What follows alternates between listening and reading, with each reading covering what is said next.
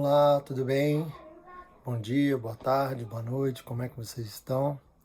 Então, hoje nós vamos tratar sobre alguns tipos de forças.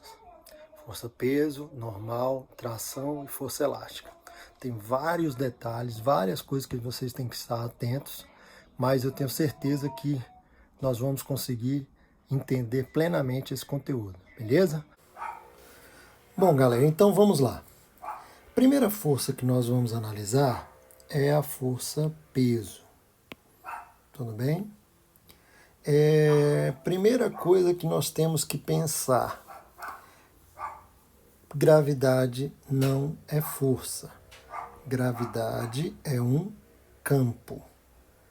Então, campo gravitacional é o mesmo que gravidade. Não existe força da gravidade. O que existe é a força-peso. Existe força gravitacional, que também é a força-peso. Tá ok? Mas gravidade não é a força. Gravidade é um campo. O que vem a ser esse campo? Esse campo é uma região de influência. Então, o que acontece? Nós vamos pegar aqui, por exemplo, a Terra. A Terra possui uma massa. O que ela faz? A Terra, ela influencia toda essa região ao seu redor. Essa influência gerada pela Terra é o que nós chamamos de gravidade. Tudo bem? Então, quando eu tenho a Terra, ou um planeta, ou uma estrela, ou qualquer corpo que possua massa, o que ele faz? Ele gera ao seu redor essa região de influência. Ele gera ao seu redor esse campo gravitacional. Então, a força-peso é uma força de campo. Ou seja, ela é gerada, ela é oriunda de um campo. E como é que eu faço para existir essa força-peso? Simples, eu tenho que ter a interação entre a massa de um corpo com a massa da Terra. Então, força é força é interação. Toda força é uma interação, é uma ação. Então, a força-peso é uma interação entre duas massas. Duas massas estão se relacionando. E, ao se relacionar, o que acontece? Uma age sobre a outra, ou uma reage à ação da outra. Isso quer dizer que essas forças formam sempre um par de ação e reação. Então, se eu falo que a ação é da Terra sobre o corpo, a reação é do corpo sobre a Terra. As forças sempre tendem a aparecer em pares. Lembrem-se lá da terceira lei de Newton, nós falamos sobre isso já, né? A força-peso é sempre uma força de campo atrativa. Nós vamos ver mais adiante forças elétricas, elas são forças de campo também e podem ser repulsivas. Agora, massas sempre se atraem. Nunca você pode ter força repulsiva entre as massas. Então, o que acontece para eu poder ter força-peso? Simples. Eu preciso que um corpo seja colocado aonde? Dentro do campo gravitacional. Ou seja, eu preciso que um corpo que possua uma massa sofra a influência de uma outra massa. Ou seja, esteja dentro do campo gravitacional de outra massa. Tudo bem? Tranquilo? Sim? Esteja sob a ação da gravidade. Vamos lá, continuando. Observe aqui essa situação. Essas situações aqui, na verdade. Observem que os corpos eles são colocados de maneiras diversas. Não importa, sempre iremos representar força-peso na vertical para baixo. Tudo bem? Tranquilo? Então, força-peso é sempre representada na vertical para baixo. E outra coisa que acontece, a força-peso ela pode ser a força resultante quando o corpo está em quê? Em queda livre. Aí vamos lembrar, queda livre, a aceleração é quem? A gravidade. Então, outro conceito que nós vamos ter é esse. Todas as vezes que um corpo estiver em queda livre, o que acontece com ele? A sua força resultante é a força-peso. Por quê? Porque a sua aceleração é a gravidade. Seria essa situação aqui, ó. Nesse desenho, dessa maneira, o corpo está caindo em queda livre, tendo a força resultante sendo somente a sua força-peso. Tudo bem? Bom, força resultante não é massa vezes aceleração? Isso implica, então, que o peso vai ser massa vezes quem? A gravidade. Por quê? Porque a aceleração é a gravidade. Então, todas as vezes que nós tivermos dentro de um campo gravitacional, a força-peso é determinada como sendo o produto entre a massa do corpo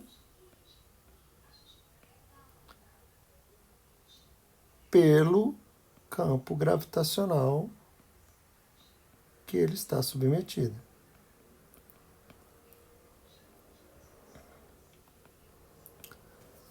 Tudo bem? Tranquilo? Observem que força-peso é um vetor, campo gravitacional também é um vetor, com a mesma analogia. Força resultante e aceleração não são dois vetores? Massa é uma grandeza escalar. Se massa é uma grandeza escalar, ela não tem orientação. Agora, força, peso e gravidade e campo vão ter orientação. Então, a força, peso e a gravidade, elas vão ter mesma orientação. O que isso quer dizer?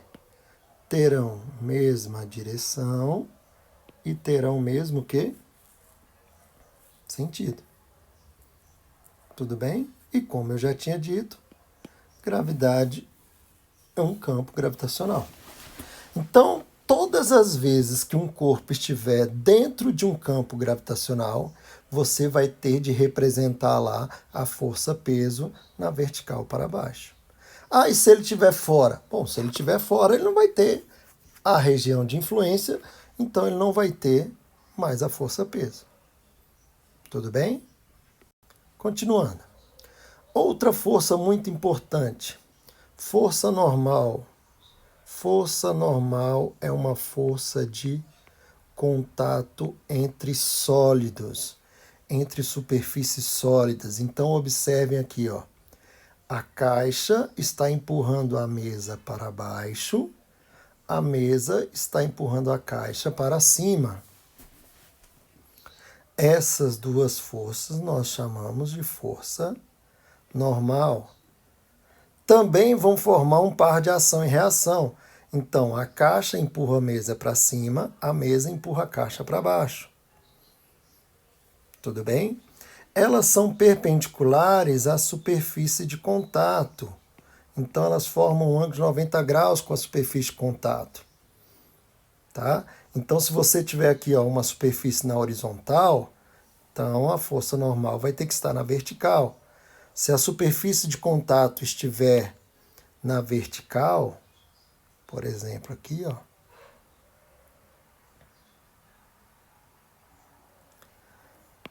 a força normal vai ter de estar na horizontal. Ó.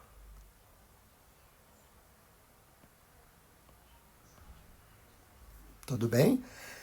E do mesmo modo que a força-peso, aparece em pares, par de ação e reação. Tá? Agora, pelo amor de Deus, não vamos esquecer. Não quer dizer que vão produzir o mesmo resultado. É aquele negócio, se eu der um murro na parede, eu posso quebrar minha mão e a parede ficar intacta. Isso aí é resultado. Mas, já que formam um par de ação e reação, o mesmo valor da força aplicada em um é aplicada no outro. Vão ter a mesma direção, ou seja, a mesma reta, só que sentidos o quê? Opostos. Tudo bem? Essa é a força de contato. Não existe uma fórmula específica para essa força normal. Se não existe uma fórmula específica para essa força normal, o que vai acontecer? Eu vou ter de igualar essa força normal a alguma coisa, tá? Alguma outra força, ou até mesmo a força resultante, ou ela vai compor a força resultante. Tudo bem? Tração. Tração ou tensão é a força aplicada em um fio inextensível. O que isso quer dizer? Ele não vai aumentar o seu tamanho. Tudo bem? Então aqui é uma corda, um cabo de aço, alguma coisa que não consiga estender. Tudo bem? Então, essa força de tração, ela vai existir em todo o fio. Tudo bem? Só que, e vai ser a mesma intensidade, nós vamos representar sempre nas extremidades. E nós vamos representar sempre as suas ações nos corpos. Então aqui, ó, a corda vai puxar o corpo vai puxar a corda. Tanto no 1 quanto no 2. Então a corda, o corpo B puxa a corda puxa o corpo B. A corda puxa o corpo corpo A puxa a corda. Ação e reação. Só que nós vamos analisar sempre as forças que essas cordas, que esses cabos estão fazendo sobre os corpos. Então, essas forças vão atuar, nós vamos representá-las nas extremidades, sempre orientadas para o meio do fio. Então, ó, nas extremidades, elas são sempre orientadas para o mesmo meio do fio. E sempre vão acompanhar o formato do fio. Então, o fio aqui, ó, não está na horizontal, então essas forças estão na horizontal. Se eu tivesse um fio dessa maneira, sem problemas, em uma extremidade, a força estaria desse jeito, na outra a força estaria desse jeito. Tudo bem? Também não existe fórmula específica para essa força. Então, nós vamos ter de igualar com alguma força, ou até mesmo com a força resultante, ou ela vai compor a força resultante. Tudo bem? Uma outra força que nós vamos falar é a força elástica, que é uma força que atua em molas, em elásticos, em tudo que tem elasticidade, tudo que é extensível. Isso aí é uma relação determinada pela lei de Hooke. Tá? Então ela sempre vai estar orientada de acordo com a mola. É uma força restauradora. O que isso quer dizer? Quer dizer o seguinte: aqui é a situação da mola sem estar esticada e nem comprimida. Então é o estado natural dela. Se eu comprimo uma mola, o que ela tende a acontecer? Empurrar o corpo aqui para a esquerda, no caso, né? Para tender a voltar para a condição inicial. Se eu estico a mola, se eu alongo a mola, o que ela tende a fazer? Comprimir para tender a voltar à condição inicial. Então,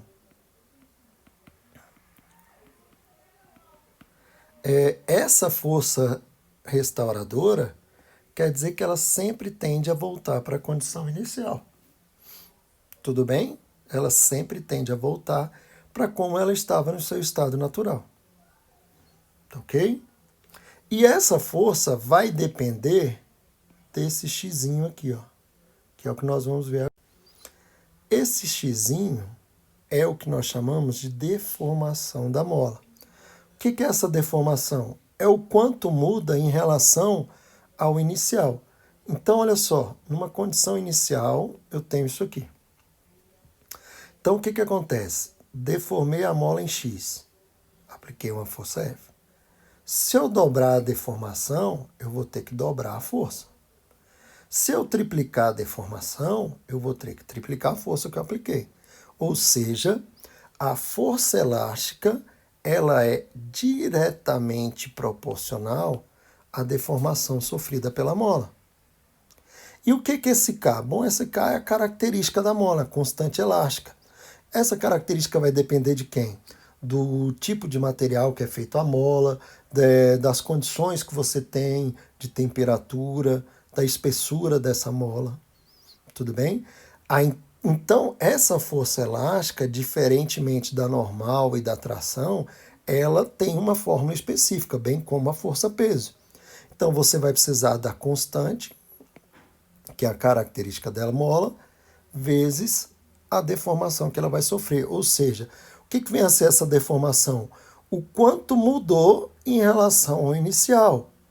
Então, aqui era a situação inicial. Aqui mudou em X, apliquei uma força F. Aqui mudou em 2x, apliquei uma força 2F. Aqui mudei em 3x, apliquei uma força 3F. Tudo bem? Moçada, tem outras forças, mas eu vou parar por aqui para a gente poder depois trabalhar um pouco com essas forças em alguns exercícios, em uma forma que eu vou mostrar para vocês de como resolver para a gente poder dar prosseguimento. Beleza? Um abraço, fiquem com Deus, até mais. Até o próximo.